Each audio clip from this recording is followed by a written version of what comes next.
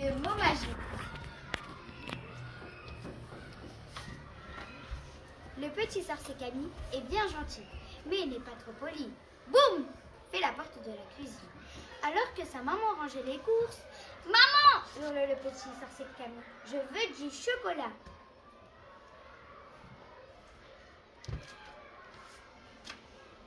Taratata, répond maman. Il faut dire le bon mot magique. Camille brandit sa baguette magique et hurle. Abracadabra!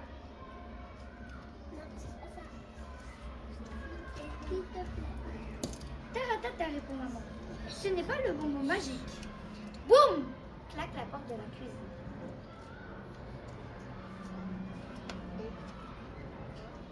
Le petit sorcier Camille n'est pas content du tout. Il sent son cœur dur comme un caillou. Alors il file au jardin.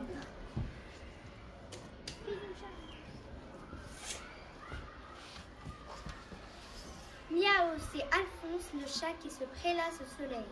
Tu connais le mot magique pour avoir du chocolat? Bien sûr, répond Alphonse. Abracasouris. Berk, il est un peu poilu ton chocolat, constate Camille mécontente.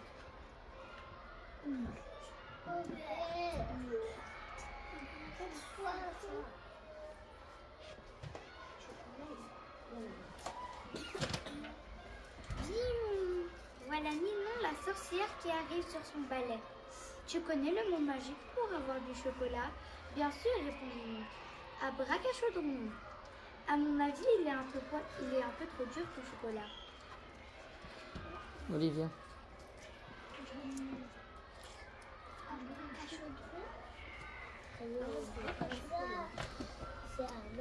Coucou, lance Titan, le lutin caché sous une fleur. Tu connais le mot magique pour avoir du chocolat? Mais oui, répond Titan. Abracachampignon. Il est un peu venimeux ton chocolat. Un champignon, c'est pas un chocolat. Oui, c'est un chocolat venimeux. Boum, boum, boum. C'est pas collé. Il est certainement cramé ton chocolat.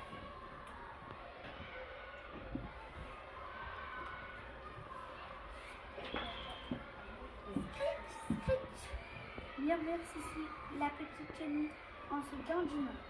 Tu connais le mot magique pour avoir du chocolat? Mais oui, répond Sissi. Qu'est-ce qu'elle fait là?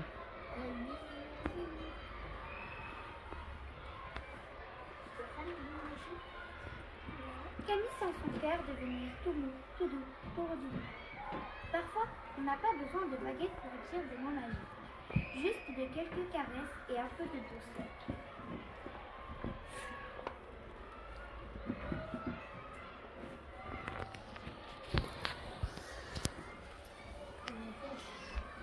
Camille va revoir sa maman dans la cuisine. Ma petite maman, puis-je avoir un morceau de chocolat, s'il te plaît? Ça c'est bien, ça, demander comme ça. S'il te plaît, poliment. Mais oui, mon petit magicien d'avenir. Fin de l'histoire. Le microphone est doré.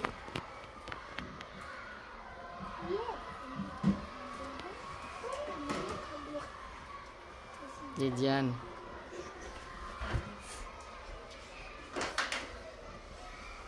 Céline peut être chanteuse. Elle chante souvent devant son miroir avec une brosse à cheveux à la main en guise de micro. Un jour, tout le monde saurait qui elle est. Avec ses longues boucles blondes et ses vêtements tranchés, Zoé est irrésistible. Cela dit, chanter est assez difficile. Et Zoé doit s'exercer tous les jours.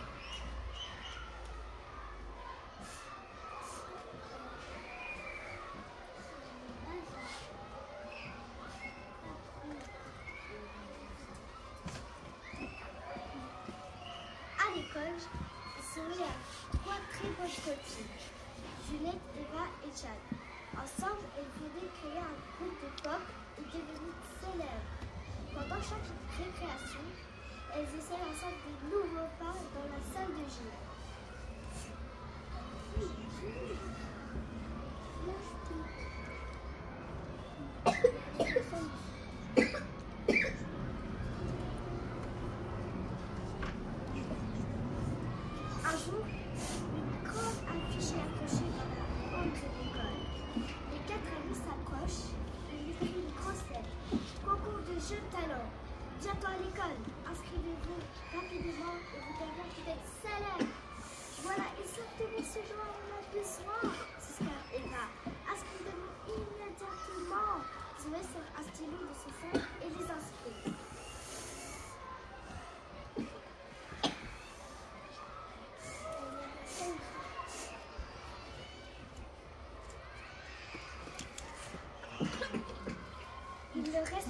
exactement un mois avant le concours. Elles savent exactement Let- quelle chanson la elles vont poubelle. chanter et quel bas ils vont utiliser. Quand Zoé rentre à la maison après l'école, elle raconte à sa mère qu'elle s'est inscrite avec ses amis à un concours de jeux talent. Sa maman le regarde avec fierté et lui dit qu'elle-même adorait chanter plus jeune. Sur ces mots, elle emmène Zoé au grenier et attrape une vieille boîte. Zoé regarde la boîte avec curiosité. Que peut-il avoir dedans? Alors, qui a une idée? Qu'est-ce qu'il y a dans la boîte? Des instruments. Diane va boire de l'eau, hein. Ça va pas. Ça reste dans ta gorge? La boîte est remplie de mousse. Au milieu se trouve un magnifique microphone doré. Zoé le sort et le regarde attentivement. Sa mère lui raconte alors qu'elle a reçu de sa mère quand elle avait l'âge de Zoé.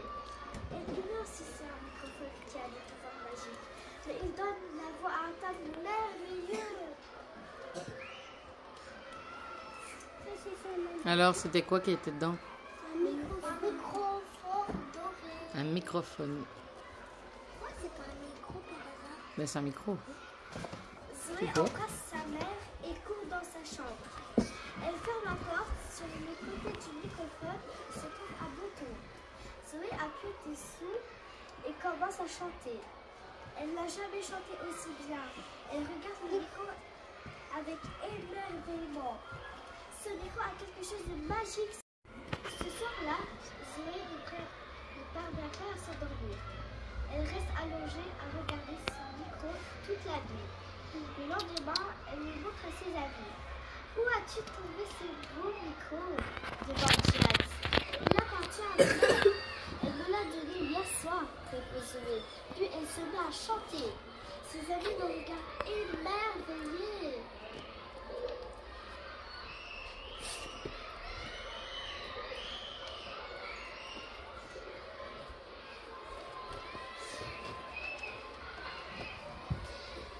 Le grand jour approche à grands pas. Ici.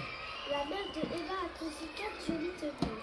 Les pas de danse s'améliorent et leur chanson est au point. Le microphone doré de Zoé complète le groupe pop. Rien ne peut les empêcher de gagner. Elles sont surexcitées. Une petite nuit encore et le moment sera venu pour elles de briller.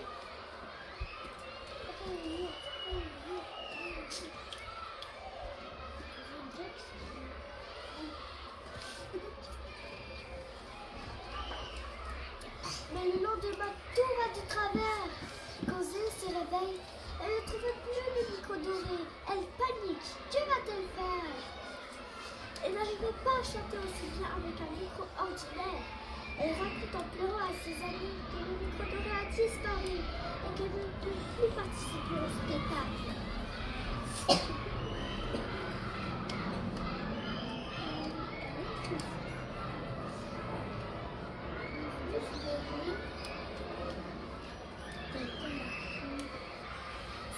Léo, Absurde. dis ça va? Ses amis. Le chant, ça vient du cœur et tu es très doué. Et ensemble, elles montent sur scène. Zoé se tient maintenant devant le public. Ses amis sont derrière elle, prêtes. Un micro se trouve devant elle. La salle est silencieuse et la musique commence. Avec des mains tremblantes, et elle prend le micro et se met à chanter.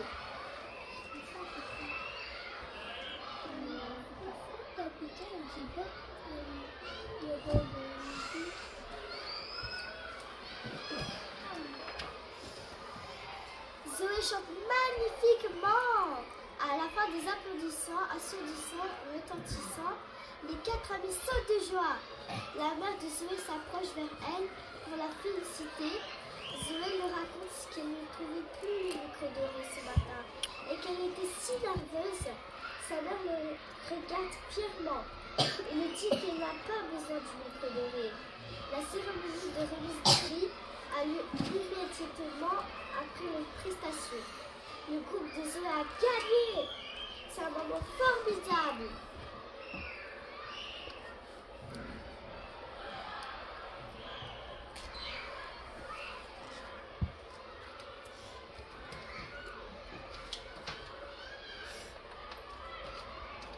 fort.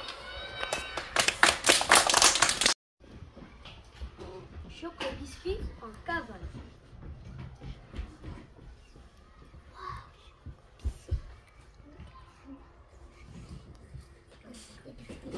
Choco biscuit.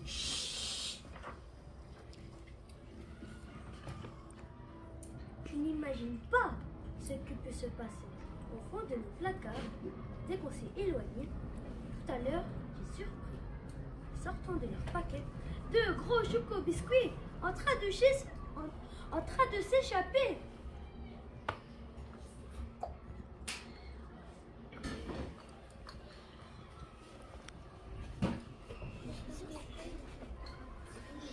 En tendant bien l'oreille, j'ai entendu des voix. L'un de se nommait Ben, l'autre s'appelait Lola. Et vu comment battaient leurs fleurs chocolatées, je suis persuadée que ces deux-là s'aimaient. Ça c'est Ben, ça c'est Lola.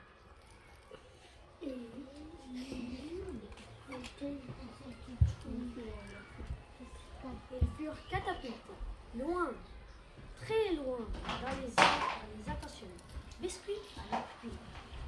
Puis, tout de se poser, sans le moindre dégât, sur le vieux frigidaire qui garbouillait de joie.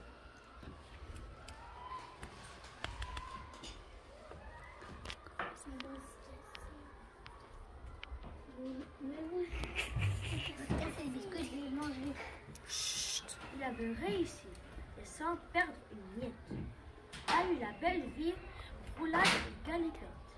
Ils se mirent à danser la danse des gâteaux sur le rythme endiablé du chant des boules coco. Ça, c'est le boule coco. Il y a 4 mots. Des boules coco. Pourquoi je parle de boules coco?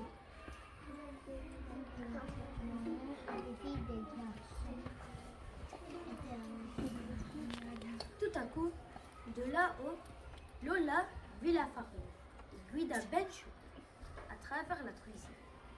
La coquine l'entraîna vers le joli tableau, puis les yeux pleins de joie. Ils se roulèrent dedans. Ils vont se casser. Non. C'est un truc qu'on pourrait pas casser. Moi, je les mange pas cassés. Je peux les manger tellement. Une fois enfarinés, nos deux vilains biscuits se mirent à rouler jusqu'à la coupe à fruits. En deux temps, 3 mouvements, la banane prise d'assaut, servie de toboggan à ses deux zigotées.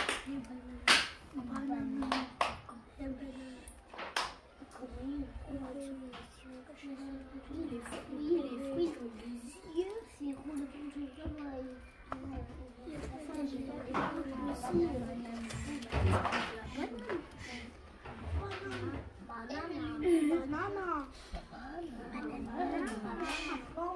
On se tait.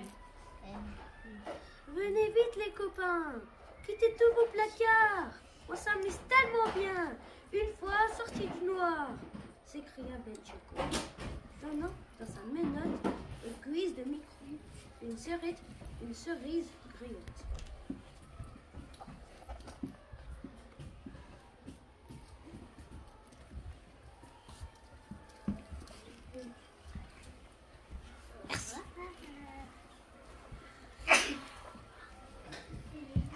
Dans les sombres placards, les gâteaux s'agitaient. Ben leur donna l'espoir d'une vie bien plus gaie. Ce sont les petits beurres qui sortirent les premiers, suivis des petits cœurs, puis des tendres marrons. Ça c'est les petits beurres, ça c'est les petits cœurs, et ça c'est les tendres marrons. Ils ont les biscuits en rond. Ils sont pas là. Bon, on reste assis et on écoute. Et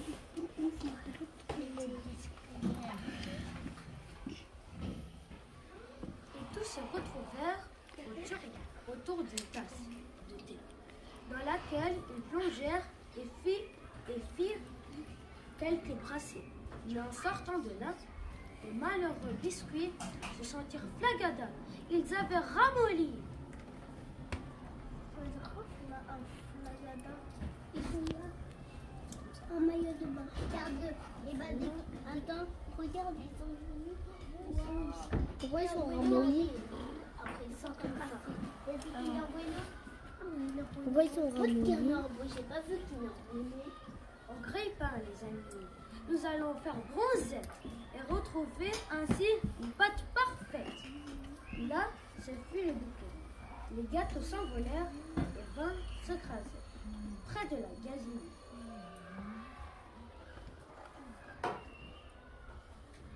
Ils se sont écrasés. Les Guinéens, ils sont tout cassés. Bien fait. Arrête de faire ça. Naline, arrête de frapper. C'est juste à ce moment que tout s'est arrêté. Oui, à ce moment. Juste quand elle m'a tout ça c'était la fête de Ben et de Lola. Et puis de tous les autres qu'on voit ici et là. Ils sont tout cassés.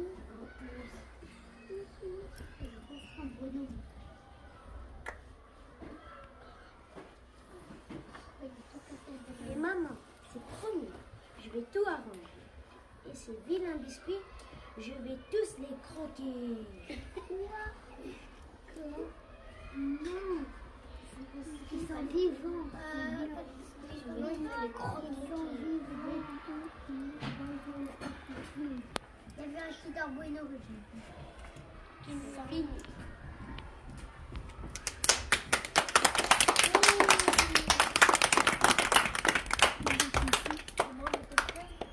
La toute petite amie de Léon.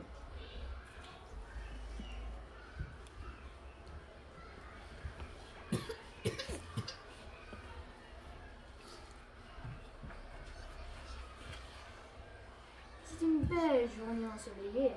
Léon le lion se promène dans la forêt, sur le sentier près du lac.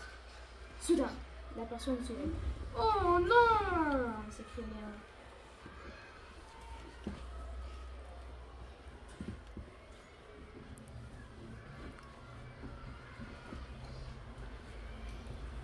Il se précipite dans un arbre, tape à toute vitesse et s'installe sur la plus haute branche.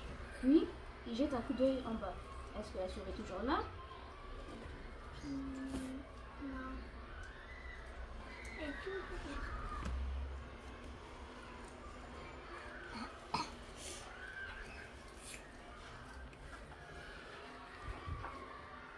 Léon regarde. Oui, elle n'a pas bougé. Elle regarde Léon avec ses petites yeux noirs et brillantes. Que fais-tu pencher dans cette heure? Demanda-t-elle étonnée. Tu n'as quand même pas peur de moi? Mais pourquoi ils sont Chut. C'est ça, moque-toi, répond Léon tristement. Je ne moque pas, dit la souris. J'ai juste du mal à y croire. Je suis si petite et tu es si grand. Tu pourrais me dévorer d'une seule bouchée. Et pourtant, c'est toi qui as peur de moi. Eh ben oui, avoue Léon en soupirant. Je m'appelle Mimi. Tu veux être mon amie? Léon regarde Mimi en hésitant. C'est vrai qu'elle n'a pas l'air dangereuse. Elle lui sourit gentiment. D'accord, pense-t-il. Je m'appelle Léon. Enchanté, Léon, répond Mimi d'un ton joyeux.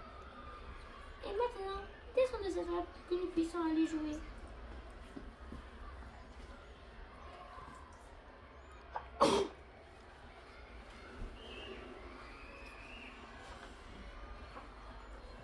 Léon regarde en bas, effrayé. Je n'ose pas, gémit-il. C'est beaucoup trop haut. Mimi réfléchit. Et si tu sautais dans l'eau? Propose-t-elle en montrant le lac. Léon hoche la tête. J'ai peur de l'eau, dit-il. Pas de problème, déclare Mimi. Alors, c'est moi qui viens près de toi. Mimi rentre dans l'arbre avec l'habilité et va s'asseoir à côté de Léon sur la plus haute branche.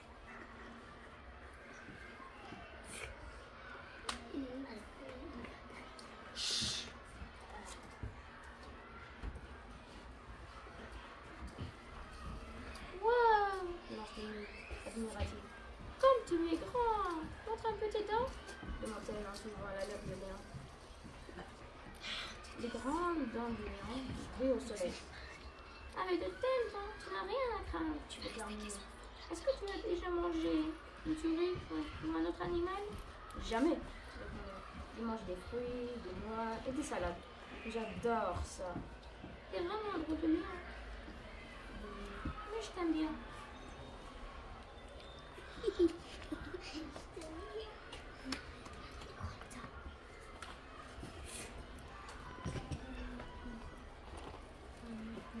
Mimi et le lion discutent pendant des heures, perchés au sommet de l'arbre. Le lion oublie même qu'il a peur. Mais maintenant, le soleil commence à se coucher. Oh non, dit-elle. Il faut que je rentre. Pourquoi? Demandait d'un dessus. On est bien là, tous les deux. Soudain, il se met à trembler. Et puis, j'ai très peur dans le noir, avait-il.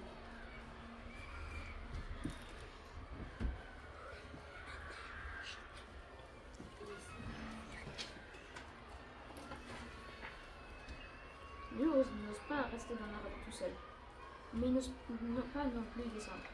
Que faire? Je vais chercher de l'aide. Je connais plein d'animaux dans cette forêt. Il y en a bien un qui pourra t'aider. Non, me laisse pas, supplie le lion. J'ai peur quand je suis tout seul. Mimi est déjà descendue de l'arbre. Courage, Léa, dit-elle. Je reviens tout de suite.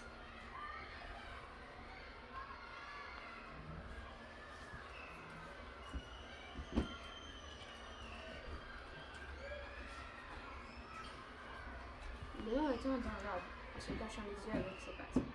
De temps en temps, il ouvre un œil. Il fait de plus en plus noir. C'est presque la nuit. Où est donc la nuit? Léo, à l'aide! Entendit soudain. C'est Mimi, se dit Léo.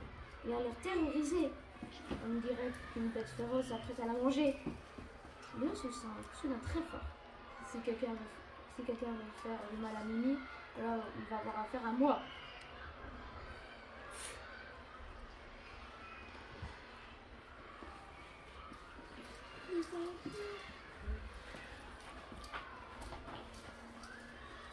Plonge dans la nuit effrayamment, nage le plus vite possible jusqu'au rivage et se met à courir comme un fou.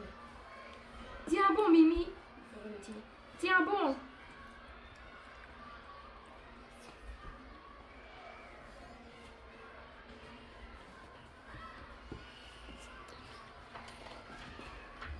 Soudain, il aperçoit Mimi suspendue dans les airs. Un vilain loup l'a attrapée par la queue. Elle a l'air tellement effrayée.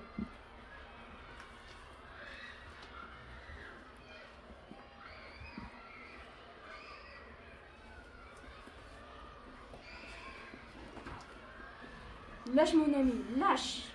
Ordonne le lion. Il ouvre, bronze la gueule et rugit si fort que les arbres se mettent à trembler. Puis, il fait de gros yeux au loup. Elle a su ici, il lâche Mimi et disparaît rapidement dans la forêt.